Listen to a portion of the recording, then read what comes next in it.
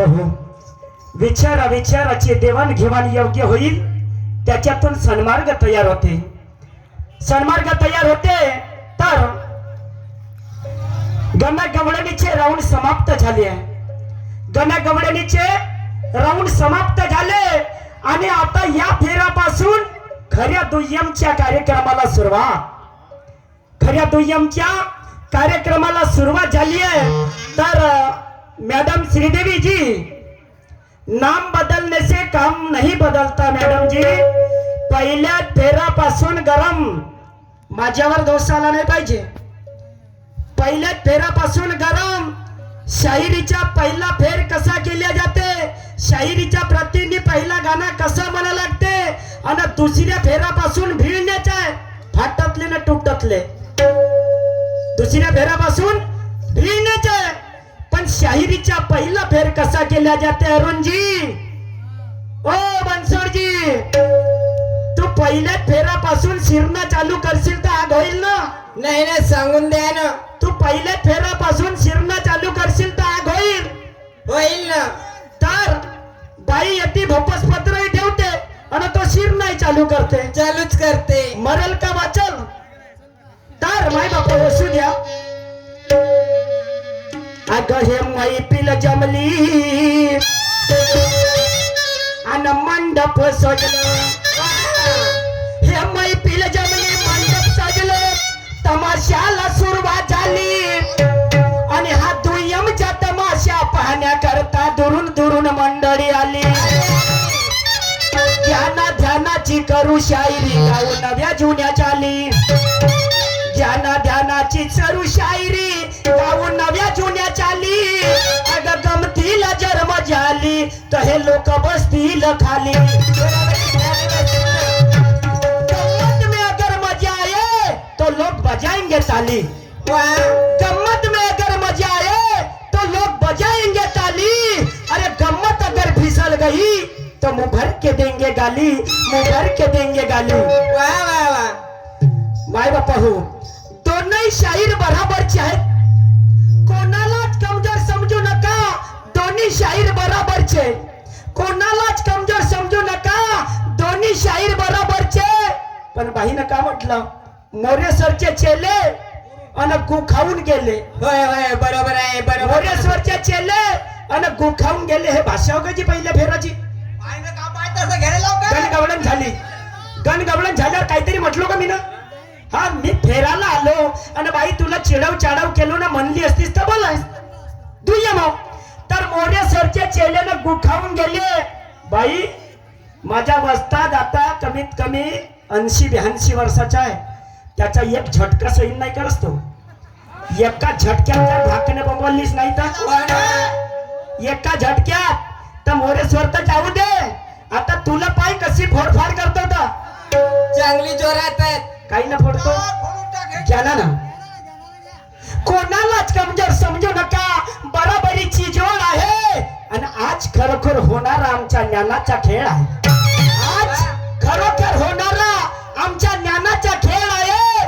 दुय्यमचा तमाशा कलगी पंचरंगी मेळ आहे. दुय्यमचा तमाशा कलंगी पंचशील मेळ आहे. गमतीला जरूर मजा येईल, गमतीला जरूर मजा येईल, पण थोडी वेळ आहे, थोडी वेळ आहे. तर गणामध्ये मॅडमना प्रश्न विचारला मला का तिसरा डोळा शंकरजीने अनेकाला वरदान दिलं आणि त्याला तिसऱ्या डोळ्याच्या वरदान कोण दिलं. तर मी म्हटलं का शंकरजी तप करत होते त्यावेळेस हाहाकार मचला. हाहाकार मचला म्हणून त्या शंकरजीने त्या ब्रह्मदेवाचा ध्यास घेतला. ब्रह्मदेव आले, कोण्या ठिकाणी आले म्हणते सांगतो. ब्रह्मदेवाचा ध्यास घेतला त्यावेळेस त्या ब्रह्मदेवाने वर दिला. तर तिसरा डोळा त्यावेळेस होते. आणखी खुलवून सांगलो का शंकराच्या पार्वतीच्या 64 फाशाचा झगडा झाला. 64 फासा हारले शंकरजी. त्यावेळेस त्या डोळ्याचा प्रयोग केला.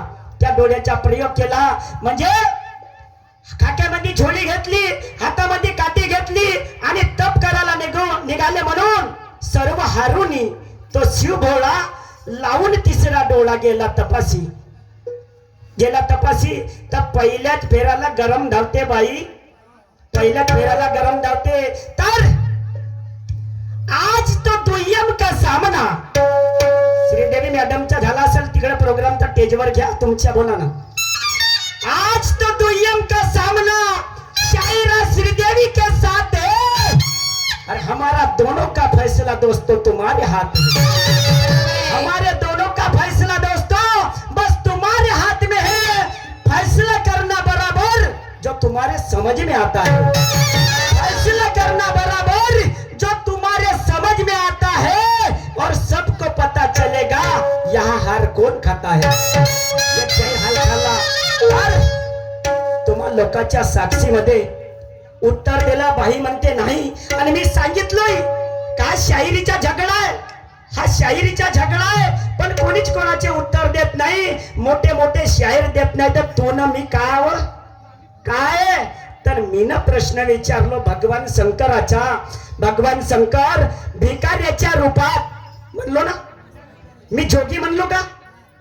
मी जोगी म्हणलो का? तर मॅडम साहेबा टेजवर या.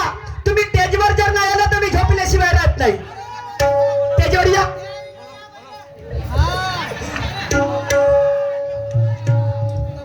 ओ मेरे पंचशील के धुरंधर शायर किधर बैठी? अरे बापा एकदम इकडच. हे माझी बाजू हो ना, मॅडमचे हे बाजू हो. ओ मेरे पंचशील के धुरंधर शायर इतने मत घबराओ. ओ मेरे पंचशील के धुरंधर शायर इतने मत घबराओ. अरे तुझे देखकर तो मुझे जोश आता है, जरा सामने तो आओ. तुझे देखकर मुझे जोश आता है, जरा सामने तो आओ. जम के करो शायरी दिल खोल के गाओ. जम के करो शायरी दिल खोल के गाओ. ये लोगों को जरा मजा आएगा. ऐसा रंग में रंग मिलाओ. तुम भी मिलाओ मैं भी मिलाऊंगा. पण भाषा वेगळी वापरले तुम्ही. पहिल्या फेराला तशी नाही बाई. पहिला फेर कसा घेतला जाते ऐका. दुसऱ्या फेरापासून मी भिडतो. मी सुट्टी नाही करत. पण दुसऱ्या फेरापासून पहिला फेर कसा केला जाते ऐकजो. तर मी ना बाईला प्रश्न विचारलो की भगवान शंकर भिकाऱ्याच्या रूपात एका भक्ताच्या आणि एका भक्तींच्या घरी गेला. एका भक्ताच्या आणि एका भक्तींच्या घरी गेला आणि त्याला भोजन केलं आणि वरदान दिला. तो वरदान कोणता, तो भक्त कोणता आणि ते भक्तीन कोणती? बाई म्हणते चिलव्या बाळ. तुम्हाला सगळ्यालाच माहित आहे चिलव्या बाळ. सती अनुसयाचे ती भगवान शंकर जे गेले तर भिकाऱ्याच्या रूपात गेले का जी? गोसाव्याच्या रूपात गेले. अनुसया मातेच्या घरी गेले, गोसाव्याच्या रूपात गेले. आणि त्या चांगुना मातेच्या घरी गेले, गोसाव्याच्या रूपात गेले. ओ श्रीदेवी नाम बदलने से काम नहीं बदलता. तेरी सब चाबी मेरे पास है, खोलने का चांस मत देना मेरे को. तेरी जन्म कुंडली मुझे मालूम है, खोलने का चांस मत देना. तर भगवान शंकर भिकाऱ्याच्या रूपात कोणाच्या घरी गेले? माझ्या वास्तादचं म्हणणं आहे बेटा नीलकंठ, जरी शाहिरांना प्रश्नाचं उत्तर दिलं नाही या लोकायला गफलतीत ठेवायचं नाही, गुमनाम करायचं नाही. स्वतःच्या प्रश्नाचे उत्तर स्वतः द्यायचं. स्वतःच्या प्रश्नाचे उत्तर स्वतः द्यायचं. अरे शायरी करने से पहले मैंने 10 बार सोचा है.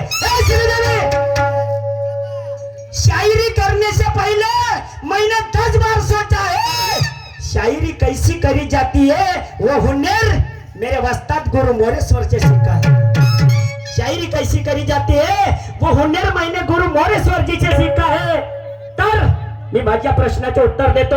अरे एवढे मोठे शास्त्र पुराण बाकी आहे. दुसरा विचारीन. तर भिकाऱ्याच्या रूपात अंजना मातेच्या घरी गेला. अंजना मातेच्या घरी गेला. अंजना माता त्याची भक्त होती, श्रेष्ठ भक्त होती. तर अंजना मातेला 51 भोग चढवायचे होते शंकरजीला. 51 भोग चढवायचे होते शंकरजीला. तर तिनं पंचपक्वान तयार केलं. अंजना मातेनं पंचपक्वान तयार केलं आणि त्या शंकराची वाट पाहताय माझा परमेश्वर येईल आणि हे पंचपक्वान मी त्याला चढवणार. तर त्या भगवान शंकरानं काय केलं? अरे मी अशा वेशात जर गेलो तर म्हणे मला ओळखल. माझी भक्तीन मला वडकल म्हणून त्यानं भिकाऱ्याचा अवतार घेतलं. भिकाऱ्याचा अवतार घेतला आणि भिकाऱ्याचा अवतार घेऊन त्या अंजना मातेच्या घरी गेला आणि जेवण मागायला लागला. अंजना मातानं जेवण दिलं नाही म्हणे, जेपर्यंत माझे भगवान शंकर येत नाही तेपर्यंत मी कोणालाही देणार नाही. म्हणून त्या परमेश्वराने विचार केला, खरं कट्टर भक्त आहे म्हणे, माझी कट्टर भक्त आहे. त्याने अवतार दाखवलं. त्यावेळेस त्या अंजना माताला 51 भोग त्या शंकरजीला चढवलं आणि त्याच्यानंतर त्या हनुमंतरायाला वरदान दिलं.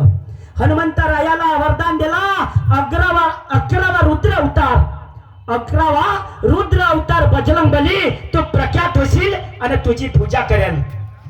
हो मॅडम, 11वा रुद्र अवतार बजरंग बली हा माझ्या प्रश्नाचा उत्तर हो. चांगुनाना चिलिव्या बाळलोय. मग तुझ्या प्रश्नाचा जर तुला उत्तर दिली असतीस, मी गर्व नाही करणार, मी माझ्या प्रश्नाचं उत्तर दिलो म्हणून मी श्रेष्ठ झालो असं नाही. तुझ्या प्रश्नाचे जर तुला उत्तर दिली असतीस, तुझी जीत झाली असती, माझी हार झाली असती, याच्यात काही वाद नाही. पण या लोकांनाही माहीत झाला असता. त्या मॅडमना उत्तर दिलं नाही. आता तुमच्या नाही जमला जी आणि मी तोच तुम्हाला विचारीन जी. ठीक आहे, काय हरकत नाही बांधवानो. तर एक शाहिरी घेत आहे का मॅडम? पहिला राऊंड कसा केला जाते मी भेटतो ना.